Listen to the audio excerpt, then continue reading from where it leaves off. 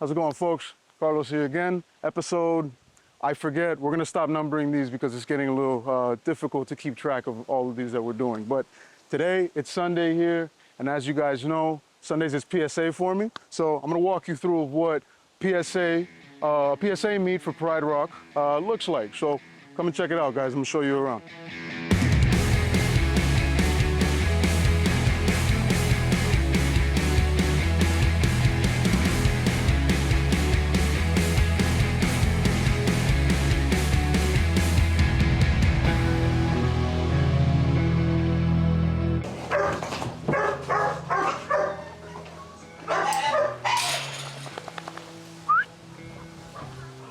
Biggest thing for me with Luffy has been building up this engagement. We got the other members over there, there's a puppy over there. Everyone's just starting to get here, but we want to see if Luffy will play with me, right? Last time I tried this with food, kind of his engagement is all over the place. You see he's quick to pee, you know? I want him to kind of empty out the tank, and then I want to start the game, start doing this OB that we were talking about. Oh, good. Luffy, sit. Yes! Go, boy. Go. Go. Sit. Yes. Good boy. Good. Down. Down. Yes. Yes. Good boy. Good job. Luffy. Down.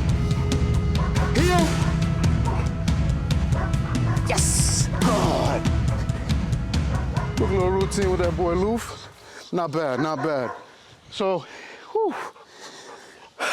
What did I notice? Even those couple of steps, 10 steps away from further away from the rest of the members and the rest of the commotion made all the difference. You'll see who's more engaged with me when I move back a little bit. Keep this in mind. Now, for when I go do OB again, now I start over there rather than so close and start working my way back over there. So what this tells me is that he's still struggling with staying motivated on me rather than these other things, right? So we talk a lot about competing motivators. He would rather go sniff. There's a puppy over there. There's some female dogs. These are all things to keep in mind, but even with all these valuable distractions, he's still willing to play with me, and he played pretty well, and he was still paying attention, all of that. I did have to give him a little correction and kind of let him know, hey man, pay attention, a little bit of a pop, but all in all, man, that was pretty good. So now we're gonna pull out Pachi and see what he's talking about. Come on, buddy. Okay. By the way, guys, this barking, I don't really mind this so much. Luffy's barking right now out of frustration and FOMO because he sees Apaches coming out. That's good. I want them, this is one of the few situations in which I want them to be frustrated for the play. Good, he's already engaged in the ball. That's what I'm talking about. But I want him to go pee first so he doesn't stop mid-game to use the bathroom. So pee first, good job. You can see he's already quick to pee because he really wants to play. Yes.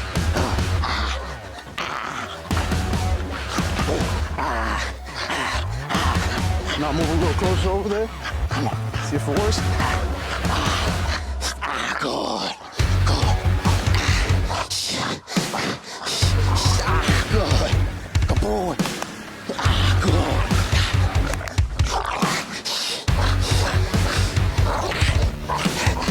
Out. Out. Yes. Pachi. Sit. Speak, speak, speak. Yes. Good. That boy surprised me, man.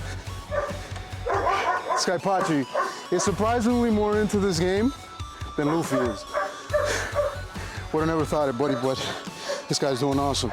So now I'm gonna go get a drink of water because I'm out of breath. I'm gonna put these guys up. I'm gonna go chap in. I'm gonna introduce you to some of the other members. Pachi, come on, buddy. So we are here. I have Melody over there with Colt. I got David, which is our decoy. And I'm hopping in the suit because I think you learn a lot when you take a bite from a damn dog. But this guy Colt, great dog. This guy knows what he's doing, man. So like I said, you know, getting into the habit of understanding, you know, what it's like to get bit, how you grab the dog, whatever, it's really important. But over here, as you can see, David's causing distractions for Colt. And what we're doing here is we're proofing obedience, right? And here, we have Melly here asking Colt to do certain things, stay in the down, go to a place, not react when the decoy is moving around and stuff like that. And these are all things that they're gonna be tested on during trial. So I may be hopping in, taking a bite. Maybe I'm just gonna be there for distraction. We also have Alejandro over there asking, you know, we asked her to help us out with the distraction. So we're gonna kind of do this, and then we'll tap back in and kind of explain what we just did. I'm gonna let David actually explain.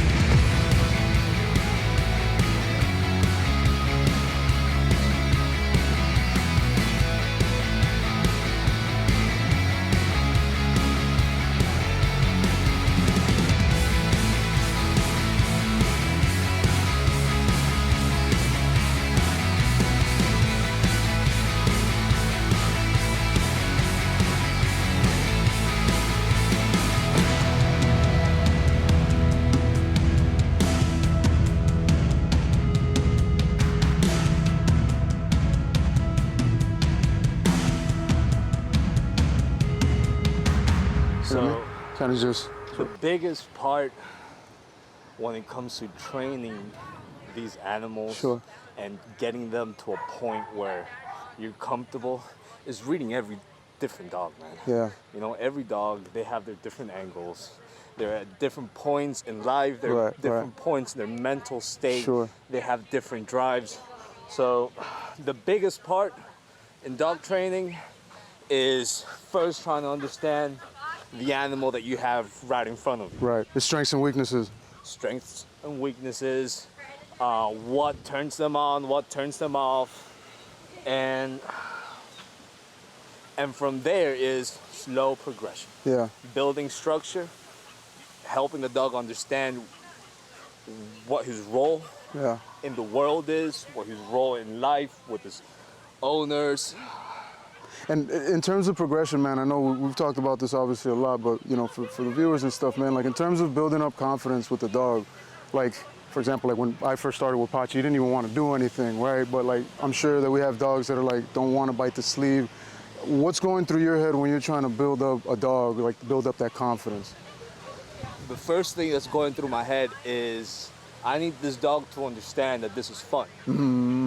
I want this dog to enjoy the game that we're playing before I'm ever putting him into a sleeve Gotcha. or a suit or Gotcha. anything like that. I want the dog to have fun, right? When the dog's having fun, he doesn't have anxiety. There's no Right. conflict Gotcha. in what he's doing. Gotcha, So now gotcha. we're able to grab that brain and mold it because he's not stressed. Sure. He's enjoying himself. He's having a good time.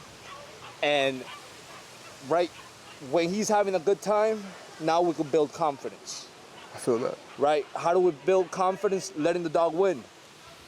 That's an important. The dog needs to know that he can win.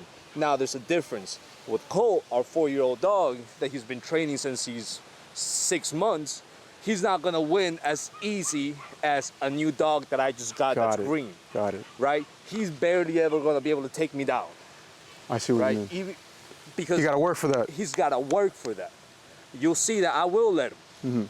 From time to time, once in the blue moon, he'll give me a bite and I'll drop straight through the floor. Right? And then we'll be there tussling and playing. He's on the bite and we're on the floor, but he's right over me. Right. You know, that being right over a decoy, being right over a person, that builds confidence in the dog. The dog already understands the game, That makes a lot of sense. right? The dog Yeah. already understands his role. Sure. So there is no problem with the dog ever coming out of the bite or the dog going for your face or the dog, because the dog is already comfortable within the game, within the role that They he's know playing. the rules. They know the So, rules. in terms of, you know, knowing that threshold, like, I'm sure you've worked with a bunch of dogs now. Would you say it's kind of like instinct, knowing like how far you could push the dog, or is it? It's eye. It's eye. It's being able to notice the dog's body language. You gotta have an eye for it. While you're working the dog. You know, it's sometimes It is a little bit of instinct. Slope. Yeah, it's a little bit of instinct. It's a slippery slope because you could find the dog's threshold and just push it just a bit further, and that might be too much for that dog. Gotcha. Right? So what I like is I find the threshold, I'm like, oh, okay, that's the threshold. I restart the situation, right? Now that I know that that's the threshold. Now we know how far we could take it. Exactly. Tone it Now, back down. next time I work him, I'm gonna work him right up to it. And I'm gonna give it 1% more.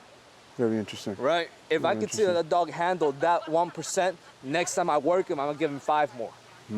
Next time I work him, I'm gonna give him 10 more, as long as he handled everything before that. Now, that 5% more could be the stick just touching him right here, right? Because some dogs, they're fine with the stick being here, Wants to but the touch second that stick touches their face, they're like, what the hell is this? Gotcha.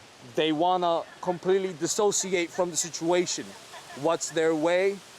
They back up. They back up into that, they back up into the owner, and they try to find that safe spot. Some dogs will completely latch off. That's the worst thing, because when you're in, doing competition, your dog latches off, and it's done. Oh, it's done. You're done, you're disqualified.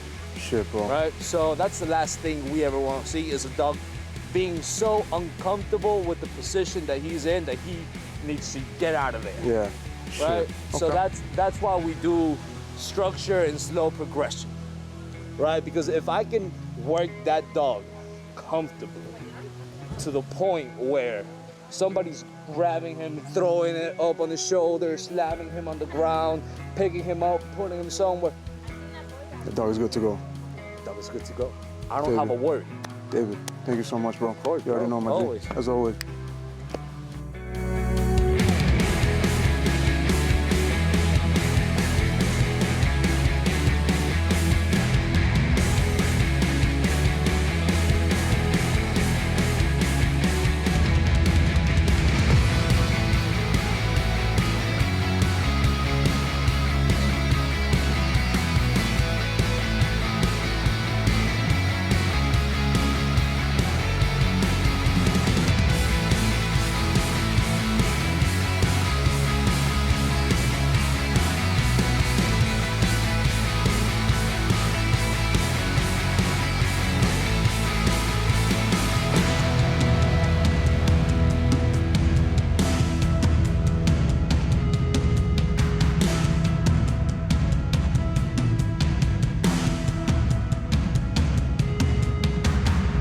Drive for what I have, right? Not Right. letting him get to me, Right. you know, and let him inch closer and closer, but still not being able to get to it. It builds up on that drive and that good frustration, Yeah. because he's slowly understanding the game. Right. He knows we're playing around. He gets to bite this, but then he just doesn't know what else to What do else with to it. do after so that, he yeah. bites it, and his initial thing is, let me get this away from him, Right. so that I can go over here and play with it by myself. Yeah. But then when he gets it, he's like, oh, this thing is not fun anymore. Let me just spit it out. Don Carlos, do it. Nice. Carjacking time.